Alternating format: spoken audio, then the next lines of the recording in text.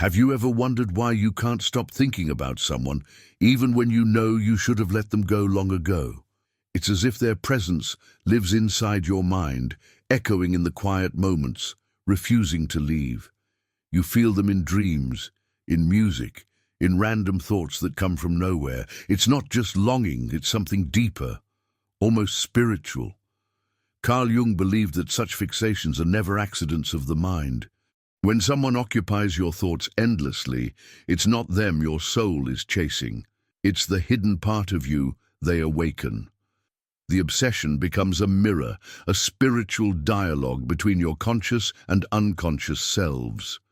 In this video, we'll uncover the spiritual meaning behind constantly thinking about someone, not as a coincidence, but as a coded message from your own psyche. Because sometimes, the person you can't stop thinking about is the part of yourself that's begging to be found. Have you ever caught yourself thinking about someone so intensely that it feels like they've taken up permanent residence in your mind? According to Carl Jung, this isn't simply an emotional attachment or leftover feelings. It's your psyche trying to communicate something profound about yourself. Jung believed that our minds operate beyond the surface level of everyday thoughts. Beneath our conscious awareness lies a vast ocean of unconscious material, including aspects of ourselves we've never fully recognized. When we can't stop thinking about someone, it's often because they embody qualities that exist within us, but remain undiscovered or unexpressed. Think about the person who occupies your thoughts right now. What qualities do they possess that fascinate you? Are they confident while you struggle with self-doubt? Are they creative while you've suppressed your artistic side? Or perhaps they represent a freedom you've never allowed yourself to experience. The very qualities that draw us to others are often the hidden parts of ourselves, longing for expression. This concept is deeply rooted in Jung's theory of psychological projection. We naturally project our unconscious qualities onto others, especially those we feel strongly connected to. These projections act like mirrors, reflecting back parts of ourselves we haven't yet recognized or accepted. The more intense your preoccupation with someone, the more significant the aspect of yourself they're likely reflecting. The spiritual implication is profound. Your mind isn't tormenting you with thoughts of this person. It's guiding you toward wholeness. Each persistent thought is an invitation to look deeper, to recognize what this person symbolizes within your own soul. They've become a messenger for your deeper self. Consider someone who can't stop thinking about a past partner who was extraordinarily brave and adventurous. This fixation might actually point to their own unexplored courage and desire for adventure.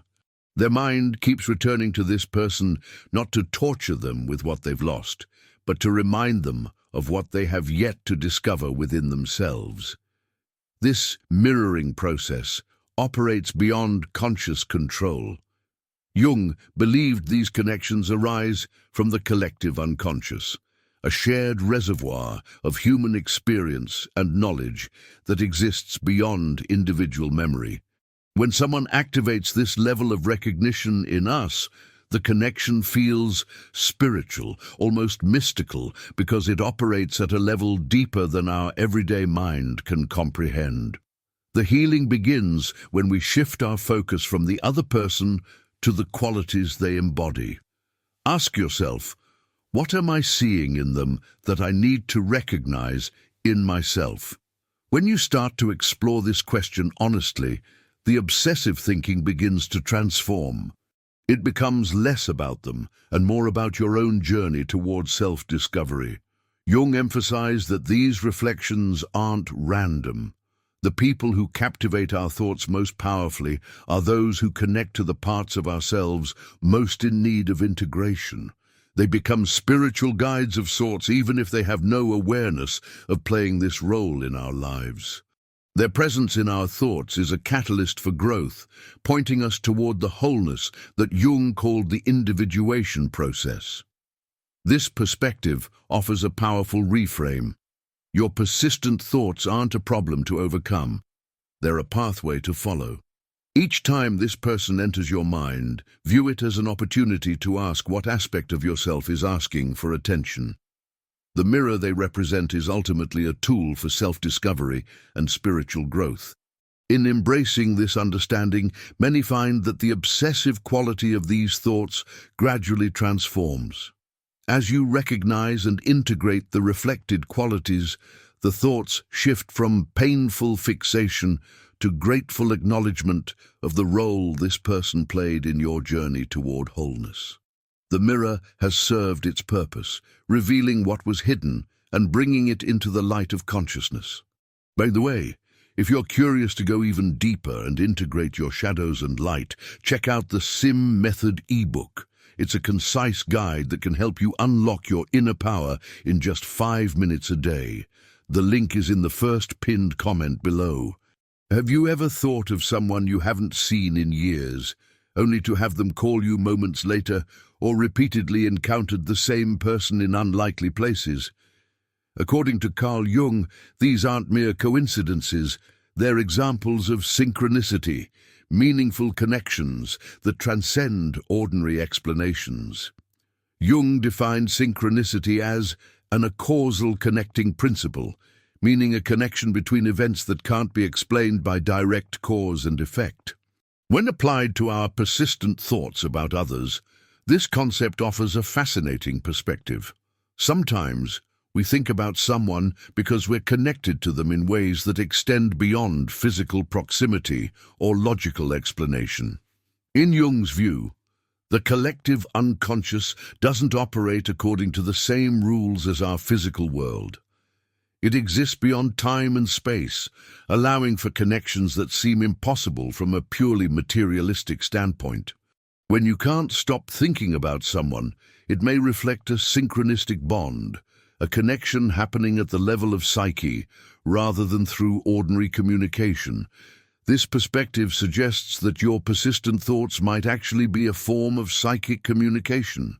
Jung documented numerous cases where people experienced meaningful coincidences involving others they were thinking about, suggesting that our minds can connect in ways science hasn't fully explained. While this doesn't mean the other person is necessarily thinking of you too, it does suggest that the connection has significance beyond random brain activity. Consider how often your thoughts about someone coincide with unexpected encounters or news about them. These synchronicities serve as signposts, indicating that the connection operates at a level deeper than conscious awareness. Jung believed that recognizing these meaningful coincidences is critical to understanding the full spiritual significance of our relationships. The concept of synchronicity offers an explanation for why certain people enter our thoughts with such persistence and intensity. There may be a purpose to the connection that hasn't yet been fulfilled, or a message that hasn't been fully received. Our minds keep returning to them because something remains unresolved or incomplete at the spiritual level. This doesn't mean you should interpret every random thought as a mystical sign. Jung emphasized discernment in recognizing true synchronicity. The key lies in the quality of meaningfulness. Does the connection feel significant? Does it create a sense of recognition or emotional resonance that goes beyond ordinary memory? These are the hallmarks of synchronistic connections. For those experiencing persistent thoughts about someone, Jung would encourage paying attention to the patterns surrounding these thoughts. Do they arise at particular times, or in conjunction with specific events? Is there a message or insight that seems to accompany them? Exploring these questions can reveal the deeper meaning behind the connection. Jung's concept of synchronicity also explains why thinking about someone can sometimes feel like more than memory. It feels like a living connection. The bond exists in what he called psychoid reality, a level of existence that bridges the psychological and physical worlds. At this level, your connection with the person transcends ordinary limitations. By embracing the synchronistic nature of these connections, you can begin to work with them rather than merely being subject to them. Instead of asking, "Why can't I stop thinking about this person?" Try asking, what is the significance of this connection? This shift transforms persistent thoughts from a source of frustration to a potential avenue for spiritual insight. Understanding synchronicity doesn't necessarily make obsessive thoughts disappear, but it does place them in a larger context of meaning. The thoughts become less about personal attachment and more about recognizing the mysterious ways in which our lives interconnect with others. There's a humility in acknowledging that some connections operate according to principles we don't fully understand. The spiritual growth comes in learning to respect these connections without becoming consumed by them. Jung believed that synchronicity points us toward the larger patterns governing our lives, patterns that connect us to others in ways that transcend ordinary understanding and reveal the profound interconnectedness of all things. 3. Anima and animus, the divine masculine and feminine within us. When thoughts of someone refuse to leave your mind, Carl Jung would suggest looking beyond the person themselves to what they represent within your inner world. One of his most profound concepts, the anima and animus, offers a powerful explanation for why certain people capture our thoughts with such intensity and persistence. Jung believed that every person contains psychological elements of both masculine and feminine energies. In men, the feminine aspect is called the anima. In women, the masculine aspect is the animus. These aren't just gender stereotypes, but profound archetypal energies that exist within each of us, regardless of how we identify. They represent the complementary energies needed for psychological wholeness. When we can't stop thinking about someone of the opposite sex, Jung might suggest that we're encountering our own anima or animus projected onto that person. This projection happens unconsciously.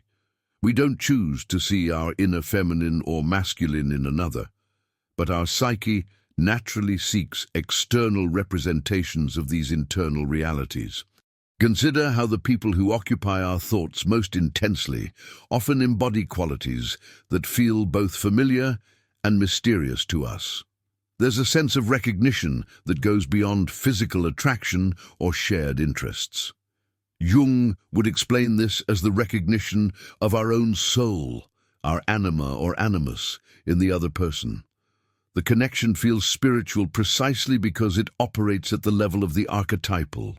For a man constantly thinking about a woman who embodies deep intuition, emotional intelligence, and nurturing qualities, Jung would suggest he's encountering his own anima. His fixation reflects not just admiration, but a profound yearning for integration with these feminine aspects of himself. Similarly, a woman preoccupied with thoughts of a decisive, assertive man might be encountering her own animus seeking expression. This explains why these connections often feel both deeply personal and somehow universal. The anima and animus connect us to archetypal patterns shared across humanity. When someone activates these patterns within us, the experience transcends ordinary attraction or attachment. It becomes a spiritual encounter with our own depths. Jung observed that people often experience these anima or animus projections as a feeling of immediate familiarity or soul recognition with another person, sometimes described as love at first sight. But he warned that mistaking the projection for the actual person leads to inevitable disappointment. The spiritual work involves recognizing what's happening. Your own soul is using this person as a mirror. The persistent thoughts aren't really about them. They're about the aspects of your own masculine or feminine energy seeking acknowledgement and integration. The person has become a living symbol for parts of yourself that need attention. Once you understand this, you can begin the work of reclaiming these projected energies. This doesn't diminish the significance of the connection, but transforms how you relate to it. Rather than remaining fixated on the external person, you can turn your attention to developing the qualities they represent within yourself. A man captivated by a woman's creativity might begin exploring his own creative potential.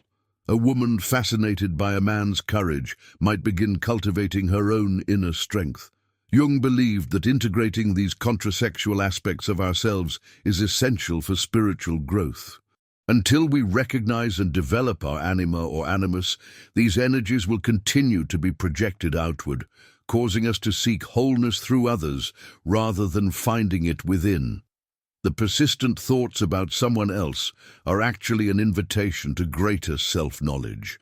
This process isn't about eliminating the feminine in men or the masculine in women, but about bringing these complementary energies into conscious relationship.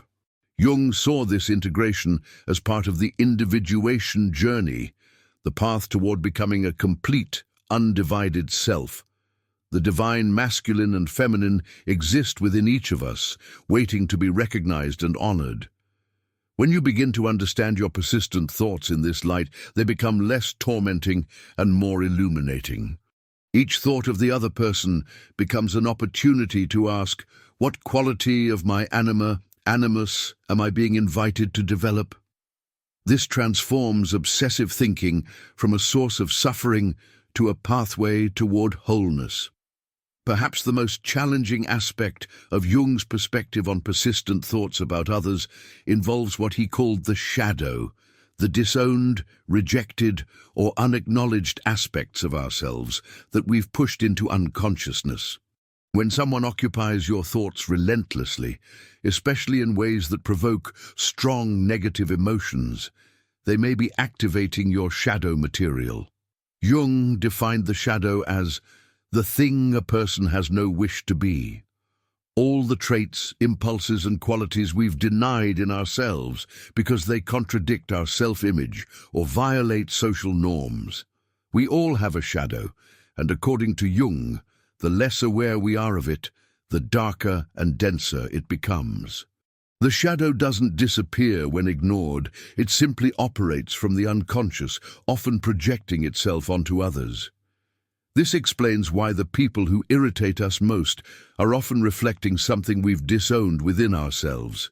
The qualities that trigger intense reactions, whether judgment, envy, or obsessive thinking, frequently point to shadow material seeking integration.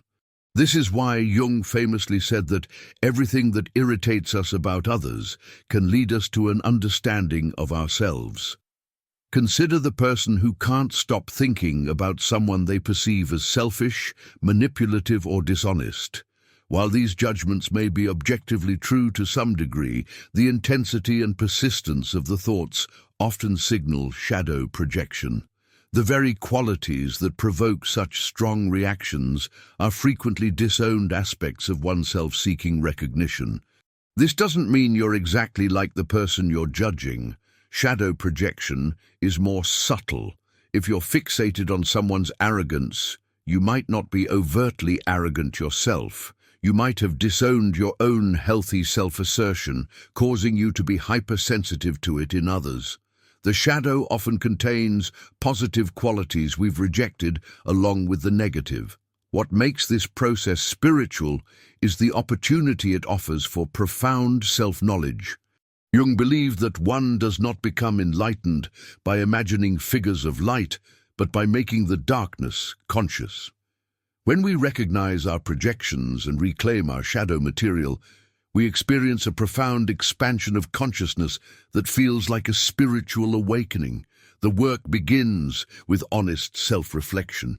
When thoughts of someone persist, especially with strong emotional charge, ask yourself, what qualities in this person trigger me most strongly? Then, the challenging part. How might these qualities exist within me, perhaps in different form? This isn't about self-blame, but about self-discovery, recognizing the fullness of who you are beyond the limited self-image you've constructed. For instance, someone consumed with thoughts about a person they perceive as controlling might discover their own disowned desire for control. Someone fixated on another's success might be encountering their own suppressed ambition. The shadow contains not only our darker impulses, but also our unlived potential, the parts of ourselves we've denied expression.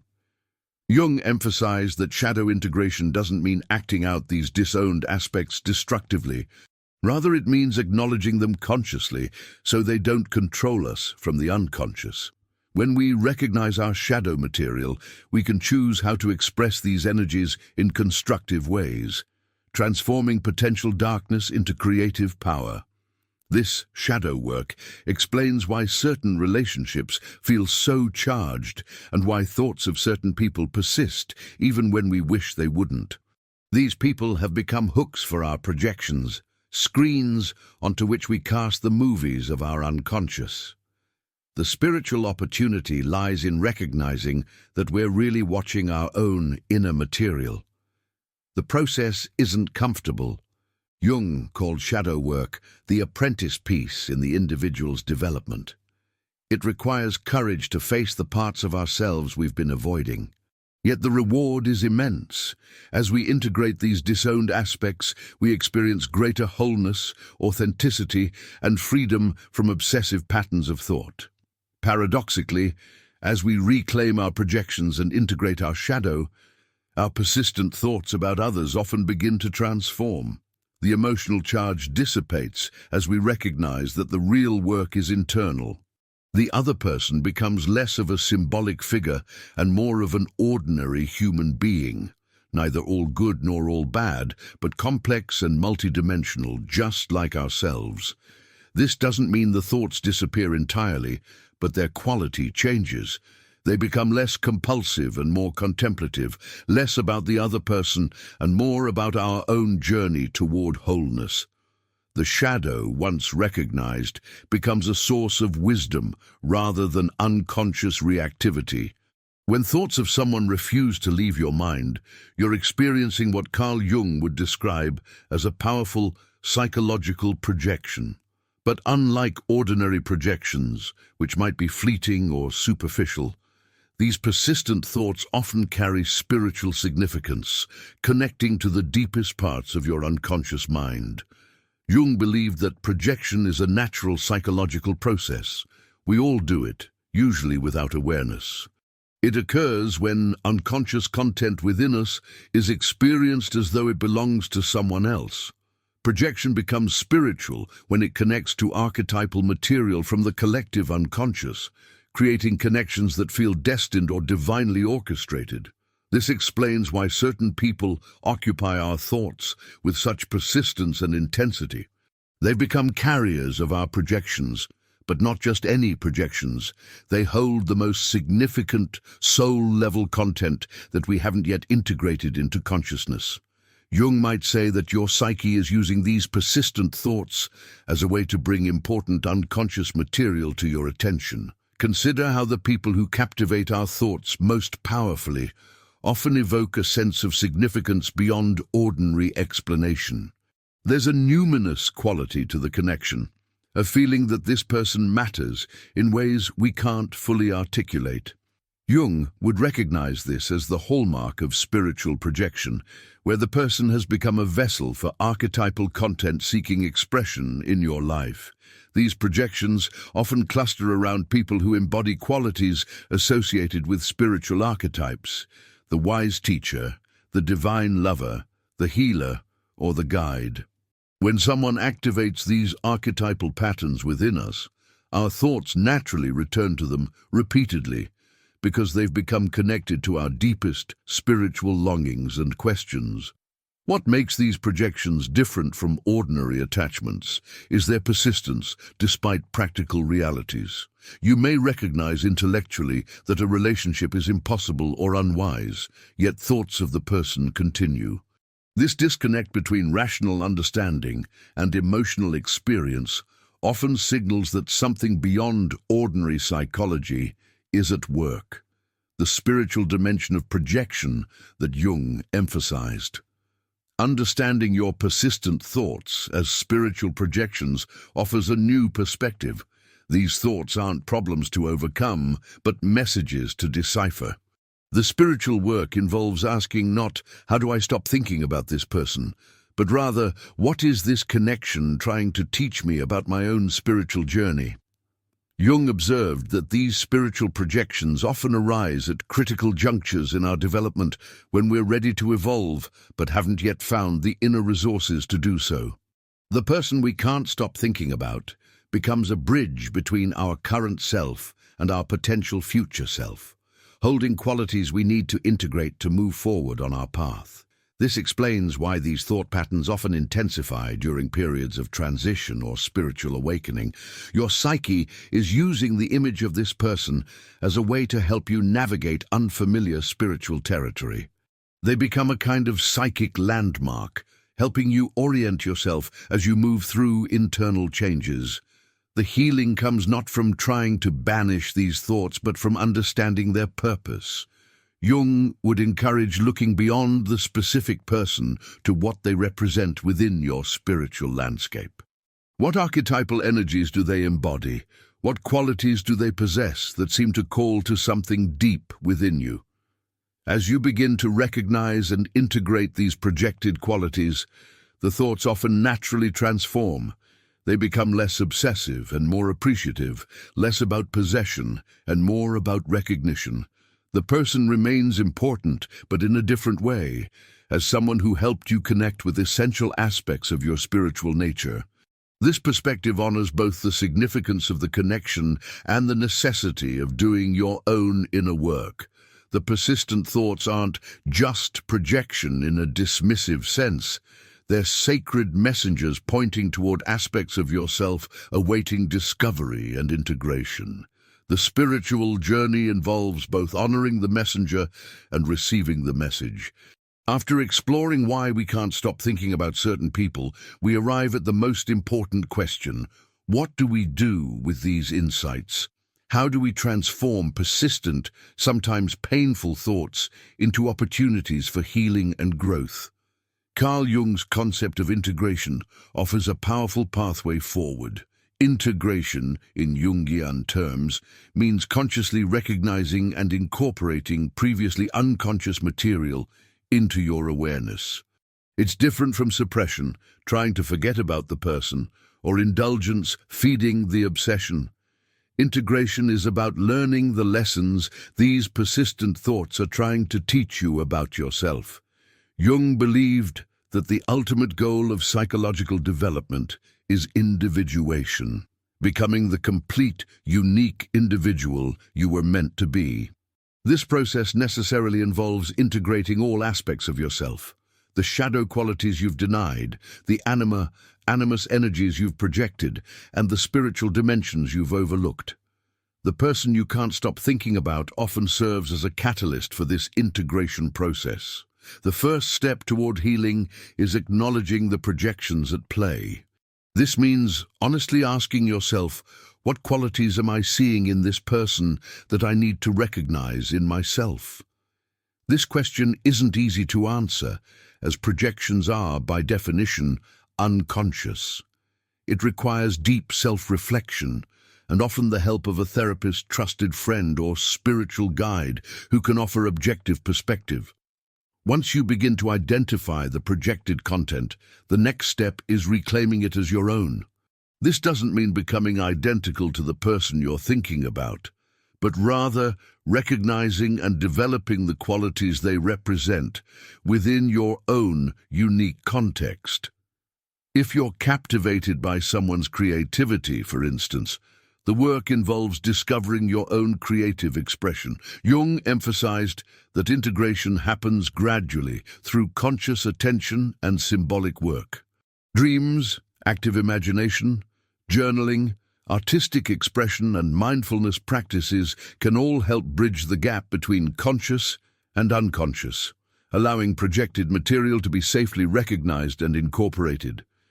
These practices create a container for the powerful energies that have been activated through your connection with this person. As integration progresses, many people notice a transformation in their persistent thoughts. Rather than disappearing entirely, the thoughts often change in quality. They become less compulsive and more contemplative, less emotionally charged and more appreciative. The person remains significant, but no longer dominates your inner landscape with the same intensity. This transformation reflects what Jung called withdrawing the projections, recognizing that the qualities you've been seeing in the other person actually belong to you. This doesn't diminish the connection, but places it in proper perspective. The person becomes not the source of what you seek, but a mirror that helped you recognize it within yourself. Jung believed that true healing comes not from eliminating our connections to others, but from understanding their deeper purpose. The people who occupy our thoughts most persistently often serve as guides on our journey toward wholeness, even if they're unaware of playing this role. Honoring this function while doing your own inner work creates the possibility for genuine healing. For some, this integration process leads to a transformation of the relationship itself. As projections are withdrawn, it becomes possible to see the other person more clearly, not as a symbol or archetype, but as a fellow human being with their own complexity. Sometimes this clarity strengthens the connection. Other times it reveals that the relationship has served its purpose. Others find that integration changes their relationship patterns more broadly. As they recognize and develop previously projected qualities, they no longer seek these qualities so desperately in others. Relationships become less about filling internal gaps and more about genuine connection between two whole individuals. This shift often brings greater authenticity and satisfaction to all relationships. The spiritual dimension of this healing process lies in the recognition that our most persistent connections often serve a purpose beyond personal preference or attachment. They're part of a larger pattern of development, what Jung called the teleological aspect of the psyche, its movement toward purpose and meaning. Seen in this light, even painful fixations can be understood as part of a journey toward greater wholeness. Jung believed that this integration process never truly ends. There's always more unconscious material awaiting recognition. But as we develop greater skill in recognizing projections and reclaiming disowned aspects of ourselves, we experience increasing freedom from compulsive thought patterns. We become more present, more authentic, and more capable of genuine connection. The ultimate healing comes in recognizing that the person you can't stop thinking about has played a crucial role in your development, whether they intended to or not. They've helped awaken parts of yourself that needed recognition and integration. In this sense, the connection has served a sacred purpose, guiding you toward greater wholeness and self-knowledge. As Jung himself wrote, "The meeting of two personalities is like the contact of two chemical substances. If there is any reaction, both are transformed." Your persistent thoughts about someone else may ultimately be the catalyst for the most important transformation of all, the discovery and integration of your complete self.